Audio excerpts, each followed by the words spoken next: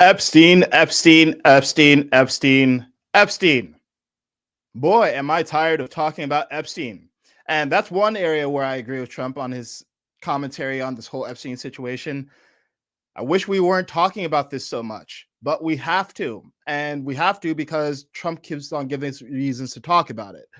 So today we're going to continue our discussion of how Trump has handled the Epstein file release, because today he gave more fuel for the fire with his recent comments on True Social and in press conferences, with him being defiant about the idea that this whole Epstein debacle is actually a confabulation of the Democrats, an attack on his administration, and an attempt to derail his base. And rather than apologizing about his rollout of the Epstein files, Trump has become more entrenched in his position. So if you guys watch the last few episodes of Nuance, you've been tracking this.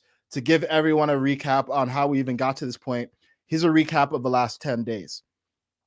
First, what happened to set things off? Pam Bondi, who is Trump's attorney general, had previously suggested months ago that there was going to be a phase 2 release of the Epstein files. But then 10 days ago, she announced, just kidding, there's not going to be a phase 2 release. And that triggered a lot of, let's say, whiplash in the part of the MAGA movement that was very much looking forward to the release of the Epstein files. And the reason she offered was, hey, we have 10,000 videos, but most of it is just child exploitation and porn that Jeffrey Epstein downloaded.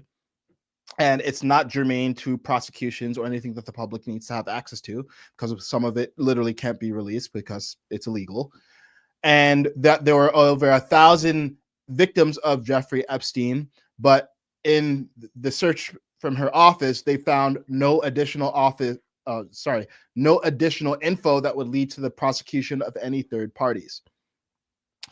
After that, Trump issued a statement on True Social saying essentially he doesn't see why people still care about Jeffrey Epstein. There's so much good stuff that his administration is doing. He thinks Pam Bondi is doing a great job, and he thinks that we should move on, essentially, which a lot of people interpreted as being dismissive of the concerns.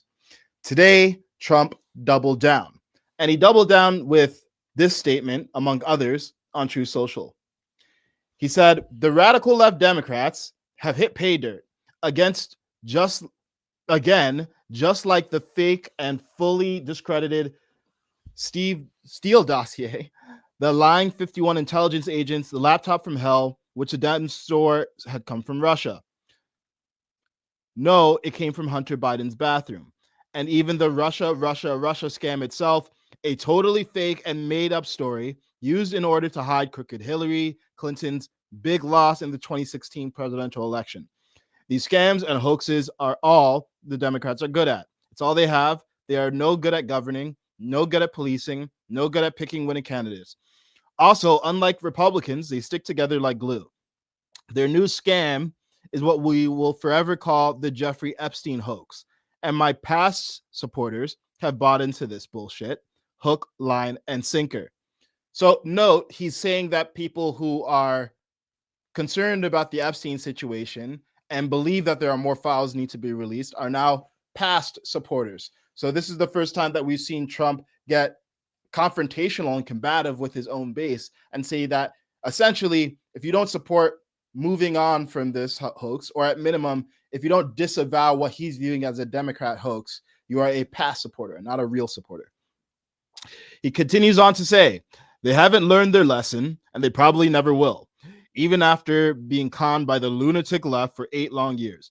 I've had more success in 6 months than perhaps any president in our country's history, and all these people want to talk about, with strong prodding about the fake news and success-starved Dems, is a Jeffrey Epstein hoax. Let these weaklings continue forward and do the Democrats' work. Don't even think about talking of our incredible and unprecedented success, because I don't want their support anymore. Okay, so he's saying he doesn't even want support from people who are concerned about the Epstein case and want more files to be released. Thank you for your attention on this matter. Make America great again. Okay. You know, I think this is a colossal miscalculation by Trump. And this is Trump's Achilles heel. And now, hopefully, people who do like Trump and do support Trump and did vote for Trump can see why a lot of people on the left take issue with Trump. Some of it is they disagree with his policies, and some of it is they don't like how he deals with disagreement.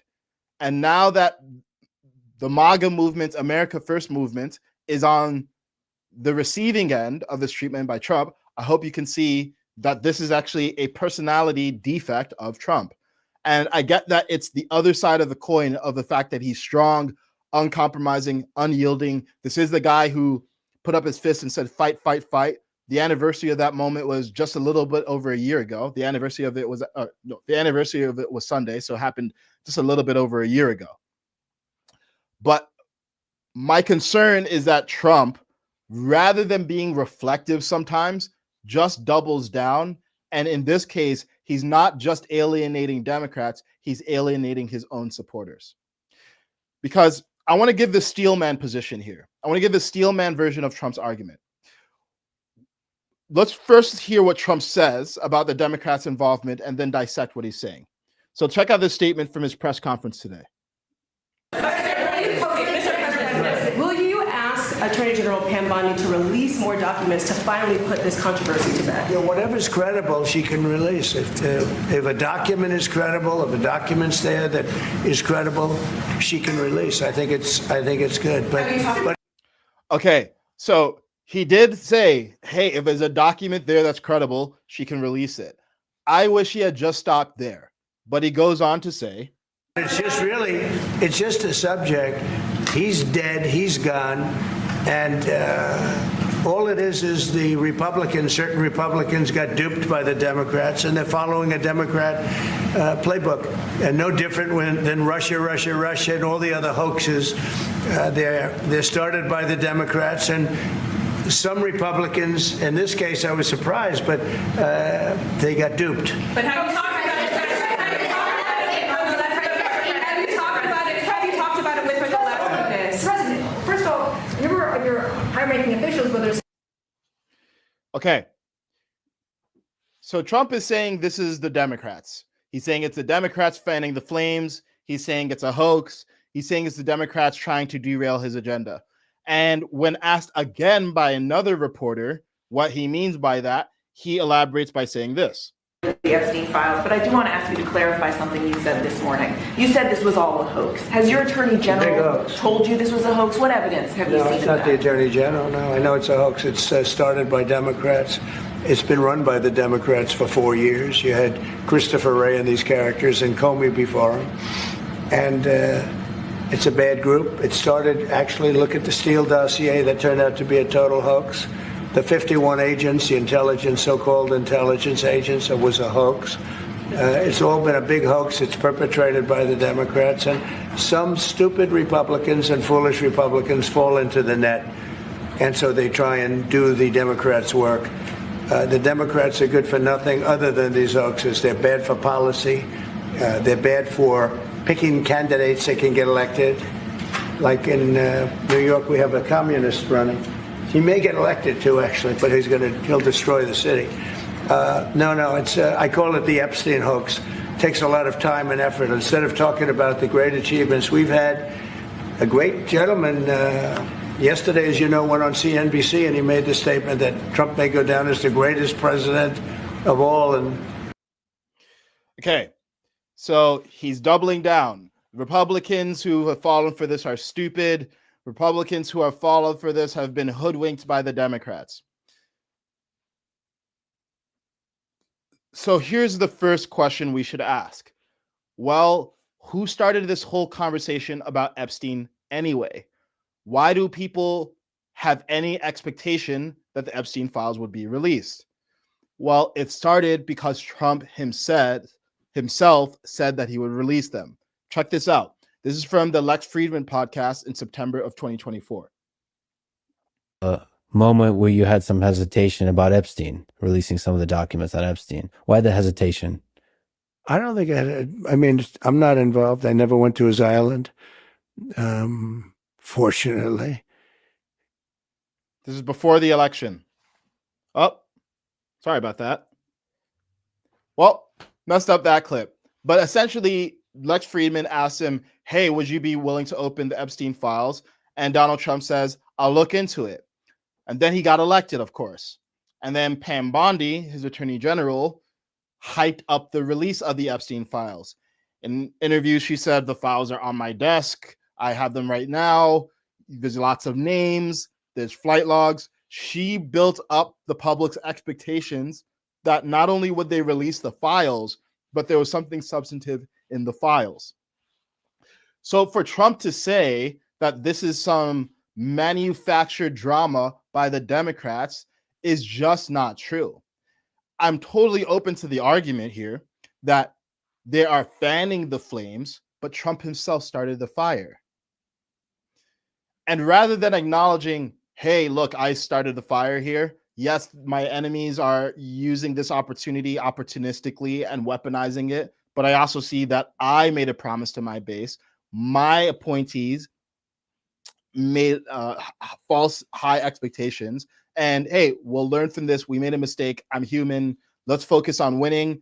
And I'm going to do everything that I can to release the remainder of the files. I'm going to appoint a special investigator. I'm going to try to declassify documents with the victim's consent. Like, instead of saying all of that, he keeps on saying, no, this is just a hoax. This is just a hoax. Now, I want to give you the best version of Trump's argument because I had to piece this together because he didn't say it directly himself. But here's the argument in favor of what Trump is saying. Remember that Trump has been embattled pretty much since he's arrived in the scene in 2015. And when he mentions the Steele dossier, which is what he's referring to when he talks about the Russia hoax, or James Comey and the various people who have tried to impeach him or block him from even running to office, he has a point. Yes, of course, he has been attacked by his political opponents for years now, and they've pulled no punches in trying to keep him out of office. That's all true. And he would also argue that the government itself has been infected by what he calls the deep state. And there are elements in the government that have been resistant to giving up the Epstein files. He could further argue that even though his team, people like Pam Bondi and Kash Patel, came in and are honest and are doing their best to get the Epstein files to the American people, they've encountered a lot of resistance from unelected bureaucrats who were there before Trump was in office. Okay, that would be the argument. And to lend credibility to that argument, several months ago, when there was supposed to be a big disclosure about the Epstein files in phase one, and there was public backlash because it was a big nothing burger, Pam Bondi made a big show of showing a letter that she wrote to Kash Patel saying that the SDNY in New York, so you can think of it like a local branch of the FBI, did not deliver her documents that she was looking for. And my understanding is that the reason she showed the public that letter is basically to redirect the public's blame and hostility toward elements of the government that existed before Bondi got in place. So basically the argument would be, hey, look, we've been trying to get the Epstein files. Elements of the government that we don't control have been resisting us, and the Democrats are part of those elements. And now the Democrats are opportunistically weaponizing the moment. And these people ignored Epstein accountability for years, and now they're pushing for procedural traps. For example, yesterday, Representative Ro Khanna tried to introduce an amendment to a crypto bill called the Genius Act. And what he tried to do was introduce an Epstein amendment that would have Congress vote on the amendment and legislate that the Department of Justice would need to release all of the Epstein files. However, Republicans voted against that on the grounds that, well, the Epstein file and the crypto bill have nothing to do with one another. This is just the Democrats trying to get control of the House floor so they can introduce whatever amendment they want. So they fell into rank and they resisted that. So Trump would argue that this is just another example of Democrats playing political games.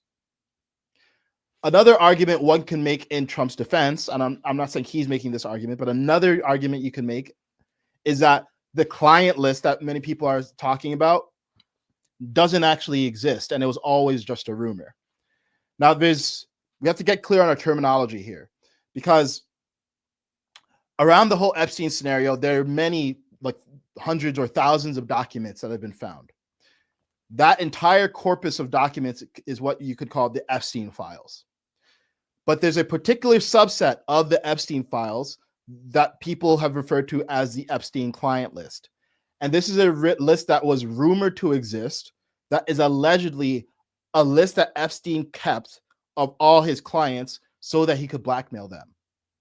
Now, this is a mythical list. I'm not saying it doesn't exist, but we don't know that it exists. But there's been a rumor so long that it has existed that it's taken on a life of its own. So one could argue that even to the extent that files need to be released, there was never a client list to release.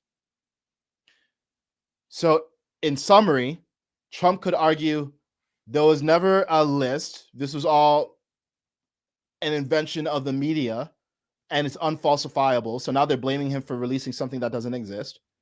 That the Democrats didn't care about this until he got into the office, and they're using this as a political opportunity.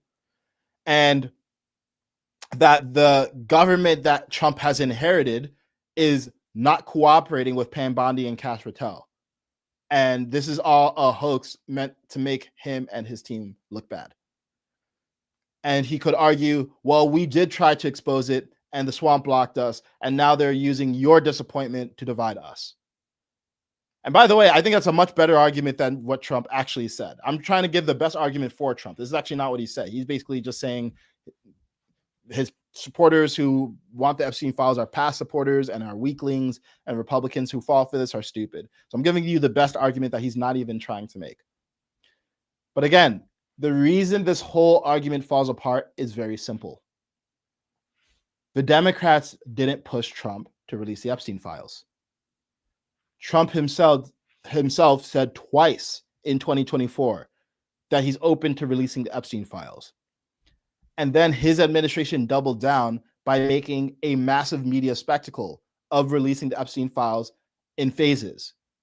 And then phase 1 was a massive disappointment, but they promised us phase 2.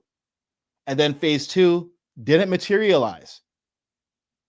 And rather than Pam Bondi saying, hey, I realized that I overpromised and underdelivered, and Trump recognizing, oh, a member of my team made a mistake, and we're going to do our best to remedy the mistake, he's now insulting his supporters. That doesn't work.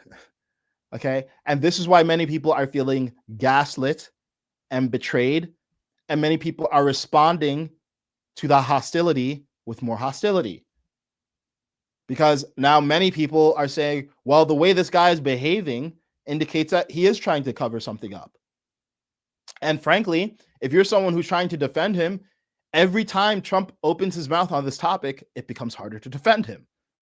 Because rather than approaching this with humility and introspection and accountability, he's pushing the blame on the supporters and decrying or deriding their intelligence. This is bad leadership. It's just bad leadership. And in fact, it's so bad that it's causing people to be suspicious, because at the extreme, incompetence looks like malevolence.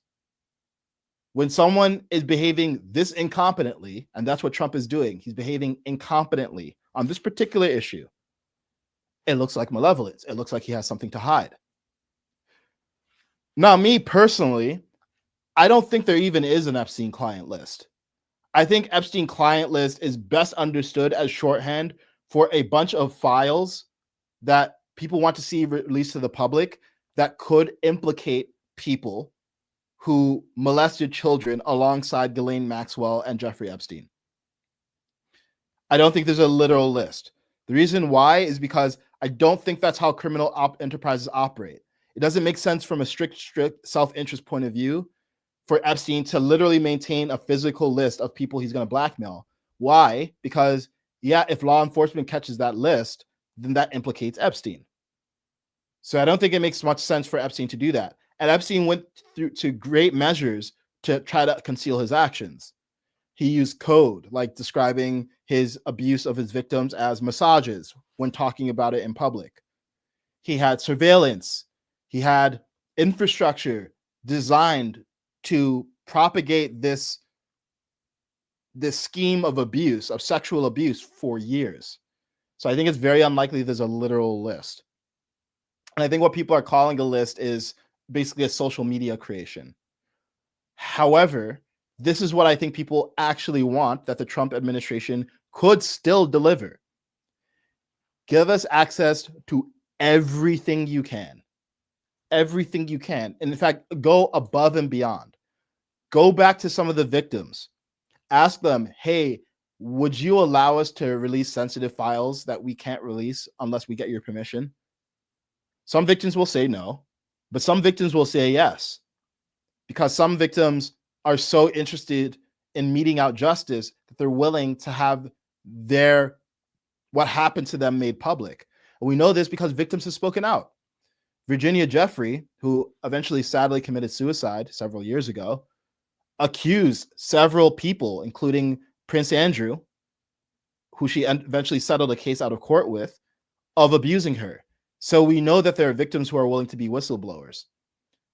Trump, this is a rumor that he's indicated a willingness to have some sort of special prosecutor or special investigator who's an independent party to look through the Epstein files.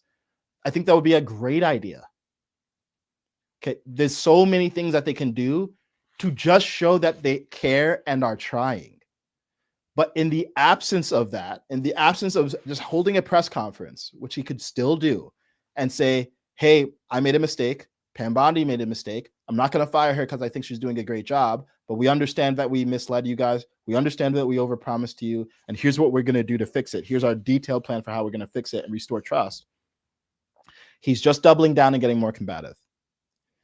And he's complaining that the public's attention is on this rather than all the wins he's been creating. Yeah, well, the public's attention is on this because you keep on putting our attention on this. You're the one who made the promise. And now you're the one who are telling people that we shouldn't care about the promise you made, or the expectation you set, even if it's not a literal promise, the expectation you set. And he keeps on giving this crisis and this controversy more energy every time he protests. So the president doth protest too much. And rather than keep on protesting, just make amends. And there's something very upsetting about politicians in the US and how they seem to deal with controversy. It's so rare. I can't even think of a time where a politician said, hey, I made a mistake. I'm sorry. I made a mistake. I violated the public trust. I'm sorry. I'm sorry. My bad. And I don't know why it is. In fact, tell me in the chat, like, why do you think it is? Why is it that politicians never apologize? Is it because we just can't handle an apology? Is it because we think that an apology is weakness? Like, what is it? Why do we have this culture where people just double and triple down and misdirect or outright lie when they just mishandle something? Now, this, of course, assumes that Trump even recognizes what happened here. He's not obviously, he's operating from the inside. We're looking at this from the outside in and saying, hey, look, do you even realize you led us to believe that you would release these files and that your attorney general was hyping this up? Do you even realize what was happening? He might literally not even recognize. He might not have seen the clips of Pam Bondi promising that there was going to be this big reveal and just you wait. That's possible. But as a leader, the accountability is with you. So as a leader, you don't want to blame your followers. Like that's this.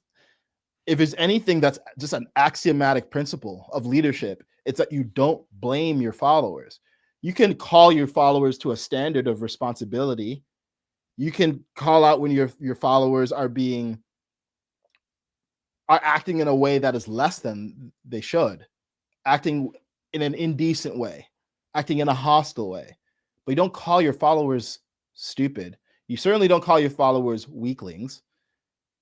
And you don't tell your followers that they shouldn't care about something that they care, and you promised you would deliver accountability on because you know that we care. So, yeah, I think that's what this is. It's like, rather than he could literally just say on True Social, hey, I'm sorry. Instead, we get these long-winded diatribes. And this is not the first one, or hopefully it's the last one, but I doubt it. He keeps on taking time out of his day to double down. And then we're over here looking at this from the outside and saying, well, this is not actually making anyone feel better about this.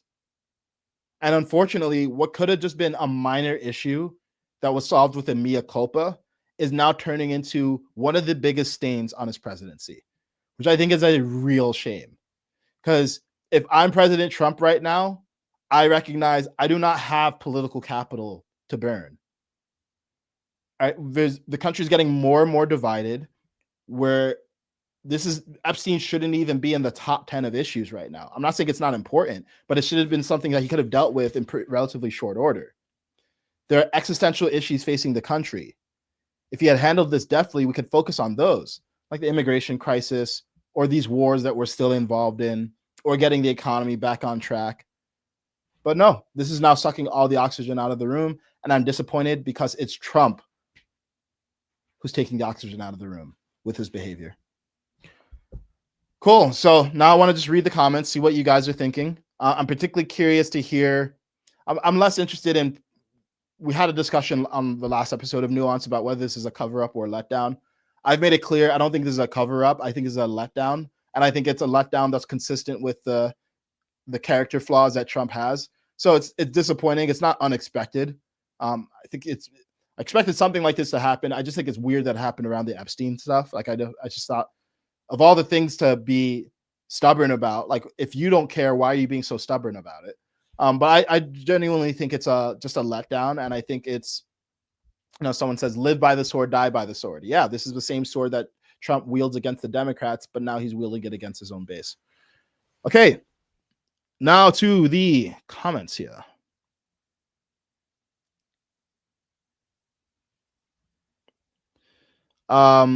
Bunny Mom says, and then Elon doubled down. I'm totally confused and stressed.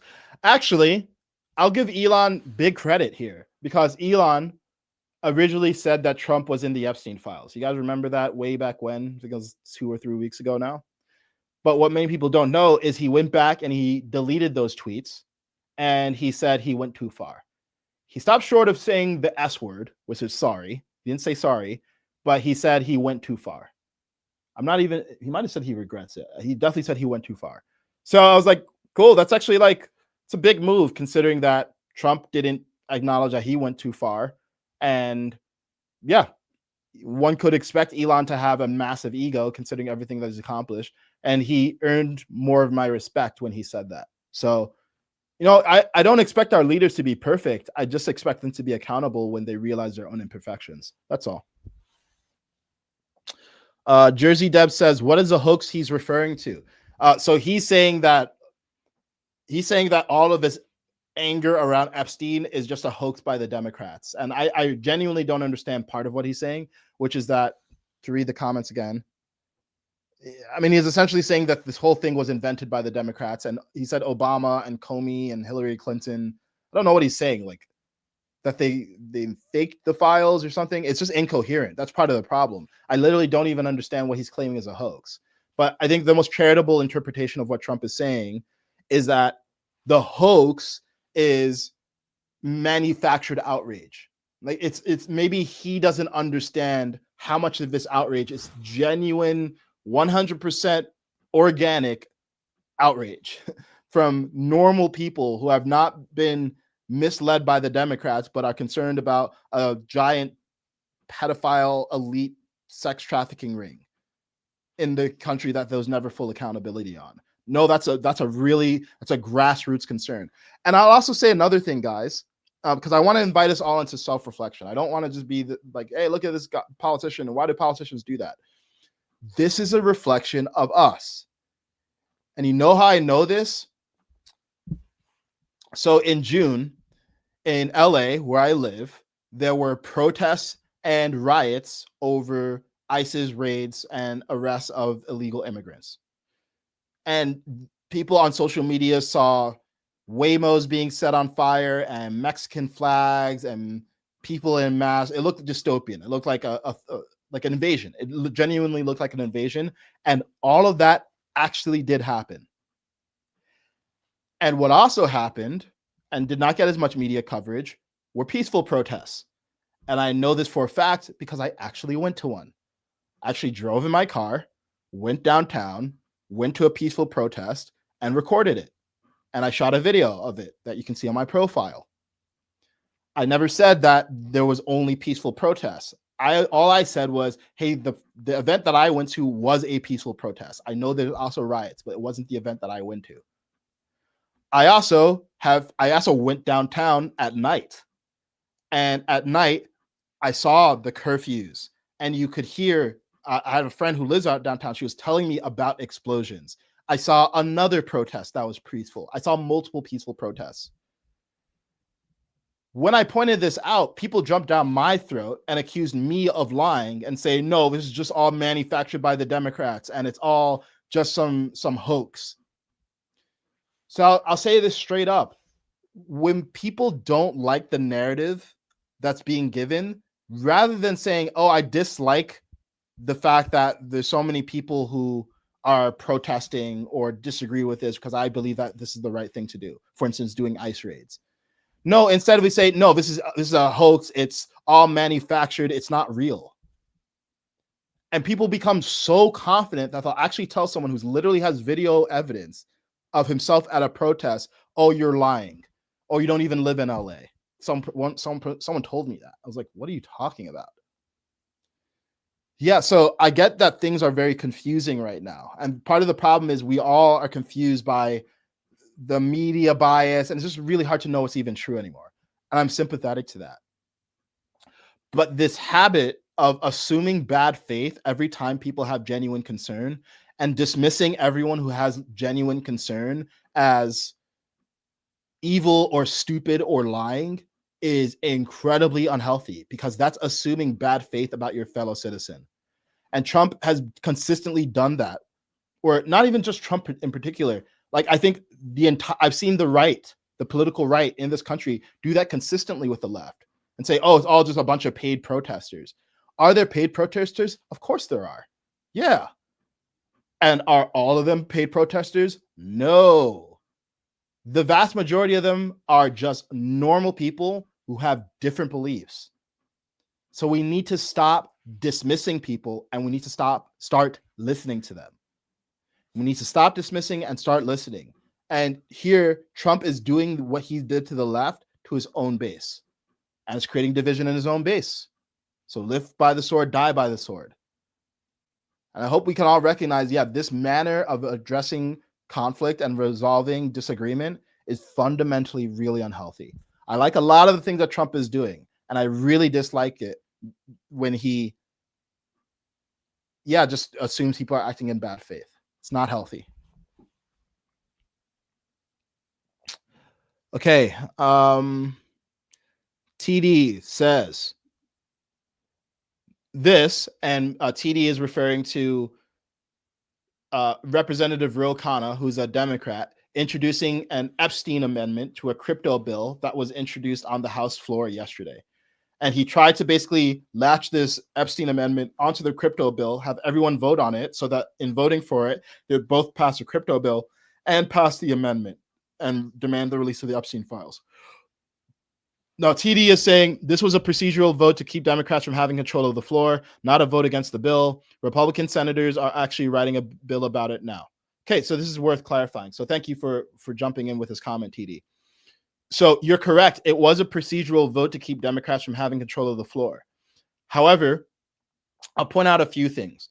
One, it is historically really difficult to introduce standalone bills that even get voted on in the House that make it to the floor.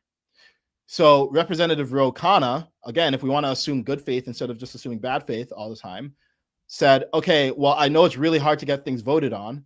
There's a crypto bill already being voted on. What if we introduce an amendment onto this crypto bill so we can vote on the crypto bill as well as the Epstein amendment at the same exact time? Now, even if you think it's bad faith that he did that and they're just trying to control the floor, consider this. This wasn't some abstract effort to control the floor. And controlling the floor in this case just means you can introduce certain amendments. That's all it means. It's not like Democrats would take control of the House or something, like some people were warranting. Moreover, the crypto bill that was being voted on was a bill that Republicans support. it had wide bipartisan support. And we know that because Republican senators voted on it in Senate. So if you're going to vote for the crypto bill and you also want to have the Epstein files disclosed, why not just vote on these two things at the same time? Now, personally, I think we have a really silly congressional system where monstrosities of 1,000-page bills are created that have a whole bunch of disconnected things attached to them, and we're forced to vote on them all at the same time. But people had no issue doing that with a big, beautiful bill, which was 1,000 pages. They had no issue with voting on that when there was a border bill combined with funding for Ukraine, combined with a bunch of funding for a whole bunch of other disconnected stuff. So why are we drawing the line here? Why are Republicans drawing the line there when they wanted the crypto bill anyway, and they also want the Epstein files to be released? Now, I'm not saying there's some nefarious thing going on with Republicans. I think the Epstein files, by the way, to the extent that there was a cover-up, I think it's a bipartisan cover-up. I think it's much bigger than political party. But to me, this feels like a technicality. This feels like saying, oh, well, we don't want the Democrats to win one over on us, so we're going to vote against this thing that we actually want. Doesn't make any sense to me, and I think it's missing the forest for the trees. But yes, as TD pointed out, another bill is being drafted up, and I believe it's co-sponsored by both Ro Khanna, who is a Democrat, and Representative Thomas Massey, who is a Republican. And I hope it makes it to the floor, and I hope it gets voted on. Because, look, I don't particularly care how this Epstein amendment gets through. I just want it to get through. Like, I want a full court press on getting the public disclosure about what's going on and what's in these files. But yeah, I'm not convinced by the argument that people like Representative Anna Paulina have made is like, oh, this is just the Democrats trying to pull one over on us. Maybe they are trying to pull one over on you, but this is something that you want anyway. So just vote for it.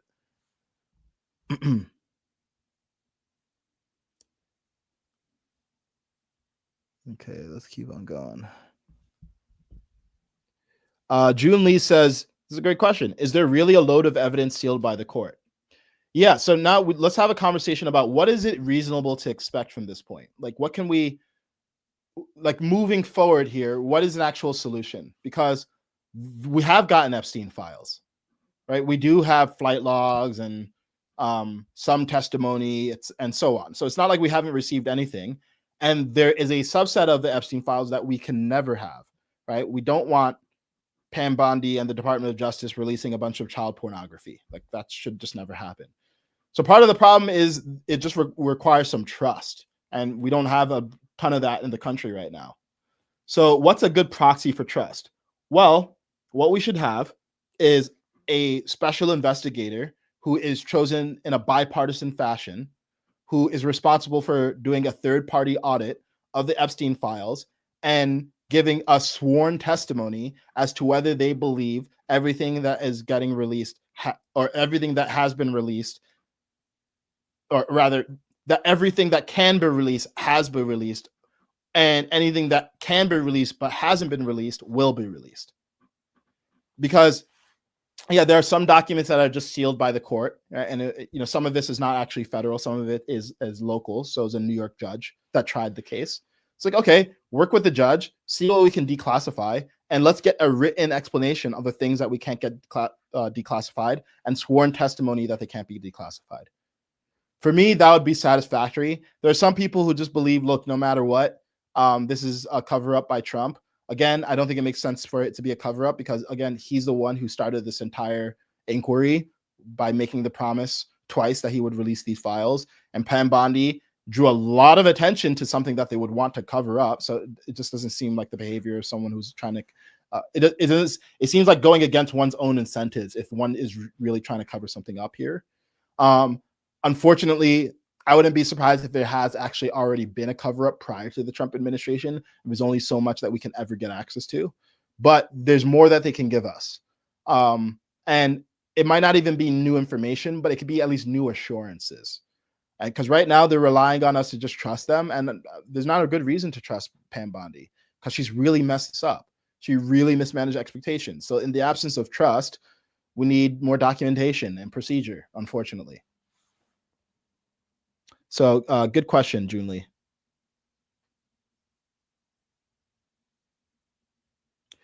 June Lee made another comment. List doesn't need to exist. Who cares of a list? But evidence of people exists.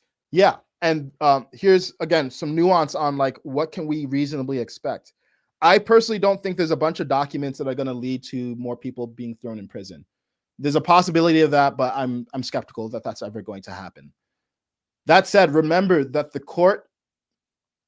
the legal court has a higher standard than the court of public opinion. And what I mean by that is this. In order for that to be a criminal conviction, we need to meet the evidentiary standard of beyond all reasonable doubt, right? So if we're going to throw more people in jail, let's say someone was Ghislaine Maxwell and Jeffrey Epstein's client, we need to have evidence of that beyond reasonable doubt. So it's not enough for there to just be a bunch of guilt by association or even just victim testimony, unfortunately. It's very hard to prosecute sex crimes, especially if people were trying to cover up the sex crimes. And it was an advanced operation by a bunch of billionaires and politicians who know how to cover their tracks. That said, we can at least get the evidence that was not brought to court, right? Because if you're the Department of Justice, just assume good faith for a second. Just hypothetically, if you're the Department of Justice and you have to choose what to prosecute, you're going to go with your strongest case. And the strongest case that they had was for Ghislaine Maxwell and Jeffrey Epstein.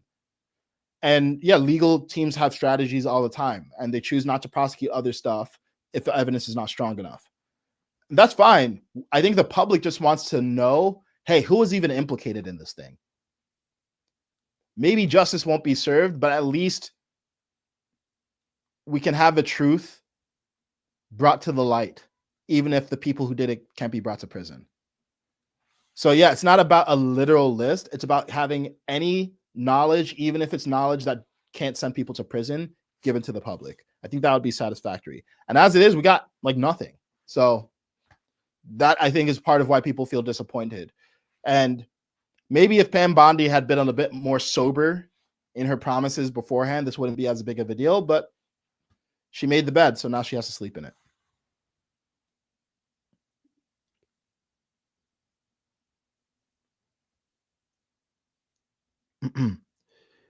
Yeah, Kelly Jackson says it's ego. I agree. Yeah, it's ego. It's just been so much ego in politics. It's like, good Lord, just say you made a mistake.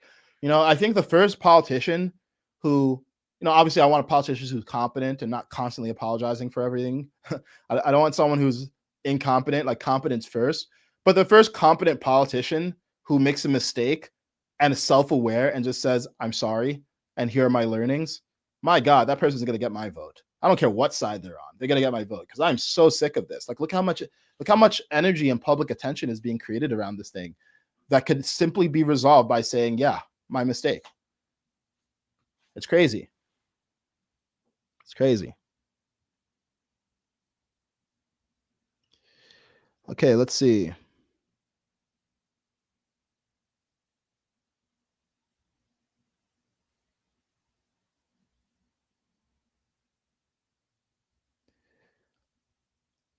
Okay, so this person said,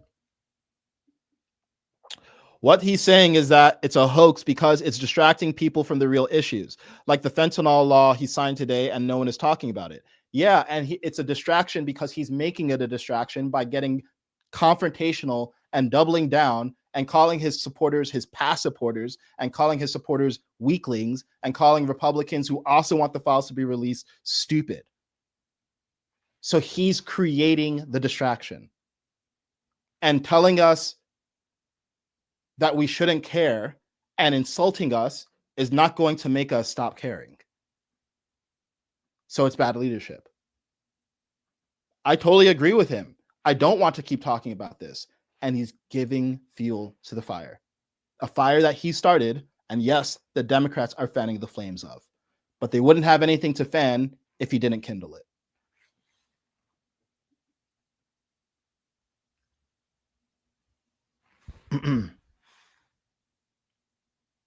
Someone says, how can you trust someone that makes bad decisions? Everyone makes bad decisions. We're just looking for people who make the least bad decisions and the most good decisions. Everyone makes bad decisions sometimes.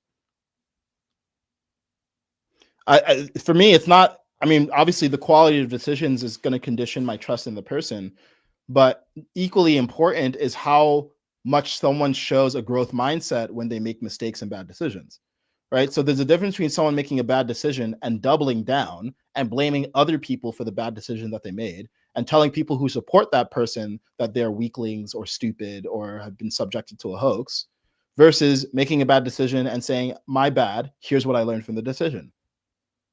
No one's looking for perfect leadership. We're looking for humble leadership. And this is not humble behavior. Thelo Savage says, owning up to mistakes wins moral points, but it rarely wins power. It's a shame. Yeah. And this is where I think politicians are reflections of the people, right? Because if we keep on tolerating politicians doubling down rather than being humble and doubling down rather than owning up, we're going to keep on getting politicians because we are the culture. We are creating the culture. So I don't even just put this on Trump. I think he's a product of the environment. I think he's a product of the environment and he's creating the environment, but I don't put this solely on Trump. This is a shared responsibility. And that's why I am actually glad that people are responding to his confrontational rhetoric toward people who just want the Epstein files to be released by being resistant. I think people should be resistant and say, no, you don't get to talk to us like that. You don't get to tell us just move on. Yes, you're doing other good things, and that does not outweigh this. So I'm glad that people are responding because that's how you shift the culture. Because they're going to be smart politicians who read this and be like, oh, you know what? I see what Trump is doing. I see how people are reacting. Maybe I actually should try being humble if I make a mistake, if I'm in that position in the future. So it can happen. We can change the culture. And it doesn't change by allowing this behavior or saying it's overridden by other stuff that the person does. So it's a shame, but it doesn't have to be our reality.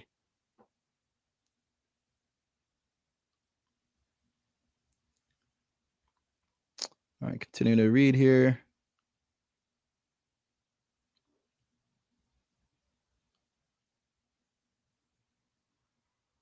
Yes, this is a great comment and well written. I believe it's down to semantics about the list. Personally, I don't believe that there is an actual list. However, I do believe that they have some evidence of clients that they could create a list with. It really boils down to we want accountability to crimes against children, as well as transparency from this administration into how conclusions were determined. Perfectly said. I 100% agree. Well said. Shout out to Chasing Inquiry. Love when I get well-written comments. Oh boy. Someone said, there's historically low trust in government from everyone. Will this boil over into mass violence eventually? I hope not, but we're already kind of seeing it, right? Like we're seeing violence against ICE officers during the immigration raids. And we're seeing political violence like the Luigi Mangione thing, the assassination of Trump, attempted assassination of Trump, the anniversary of which was just 2-3 days ago. So I wish I could say this is not going to boil over into mass violence, but here's the thing that I think people need to understand about violence, right? Look, the person who's violent is always ultimately responsible. Always, period. Like when people are being violent toward ICE officers or burning cars or shooting presidents, you're the one who chose to be violent. You're not a victim. You're choosing to be violent, always. And when leaders behave in ways that are aggressive, it starts a chain reaction of counter-aggression. Leaders recognize that it's not just what they say, but how they say it that matters. And this, again, has been one of my recurring critiques of the way that Trump talks. He is so adversarial and so aggressive, it can't help but elicit a equal and opposite response from other people, or even an unequal and opposite response from people. So leaders recognize, hey, there's something to emotional intelligence and grace, even when you disagree with people, because we're all way more emotional than we'd like to recognize, right? No one is a fully rational actor. We all have trigger points. We all have insecurities. We all have a propensity to see red when we see disagreement. So good leadership is recognizing that, hey, I can disagree, but I can do so respectfully in a way that's not insulting and less likely to destabilize people. And yeah, there's always going to be crazy people in the world who, even if you are perfect in your rhetoric, are still going to attack. And there's other people who are much more sensitive to what you say. And there's a possibility that if you say it better, they're not going to become so hostile. So yeah, I do think that the actions of leaders, leaders have followers, right? And followers take cues from their leaders. And if leaders are aggressive, then followers will be too.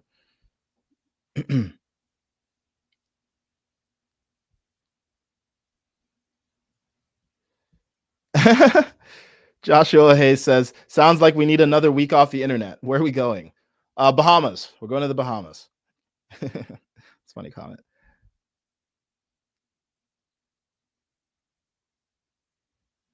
Okay.